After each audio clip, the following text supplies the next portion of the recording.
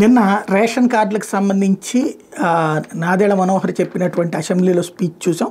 ఇందులో కీలకమైన పాయింట్ ఏంటంటే, నేను అనేకసార్లు చెప్పి కేంద్రం కూడా ఇస్తుందని. అయితే 61% కార్డులకి మాత్రమే కేంద్రం ఇస్తుంది, మిగతాది రాష్ట్ర ప్రభుత్వానికి ఖర్చు. రాష్ట్రంలో 1.46 కోట్ల కార్డులు ఉన్నాయి.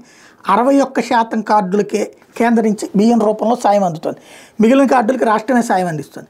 జాతీయ ఆహార భద్రతా చట్టం, కేంద్ర ప్రభుత్వ మార్గదర్శకాల ప్రకారం రేషన్ కార్డులు ఇస్తున్నాం. అంతకుమించి ఎటువంటి అర్హత ప్రమాణాలు అమలు చేయడం లేదు.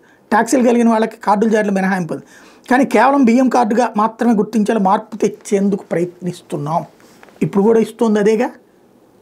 అయితే ఇక్కడే టాక్టికల్గా చేస్తుంది. ఇప్పుడు ఆరోగ్యశ్రీకి రేషన్ కార్డుకి సంబంధం లే, ఆరోగ్యశ్రీ తీసేసి ఇప్పుడు ఇన్సూరెన్స్ అంటున్నారు కదా, కాబట్టి అది లేదు.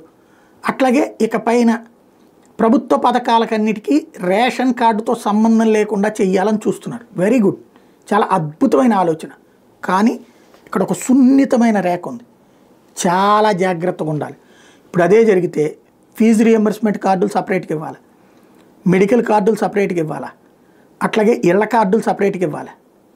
ఉట్టి బియ్యం వరకే ఇస్తాం, ఇవన్నీ ఇవ్వమంటే అది కాస్త వ్యతిరేకత వస్తుంది. ప్రస్తుతం ఒక్క వైట్ రేషన్ కార్డు ఉంటే అదేదో సర్వరోగ నివారణ జిందా తిలిస్మాత్ అన్నాడు ఒక యాడ్ ఇచ్చేవాడు ఇదివరకు. అట్లాగుంది ప్రస్తుతం రేషన్ కార్డు. దానికి కావాలనుకుంటే అసలు రేషనే అక్కర్లేదు చాలామందికి. రేషన్ కావాలన్న వాళ్ళకి రేషన్ కార్డు ఇచ్చి, బియ్యం కార్డు ఇచ్చి, మిగతా వాళ్ళ దగ్గర నుంచి అది వద్దు అనేటటువంటి వాళ్ళని పబ్లిక్కి అప్పీల్ చేయండి.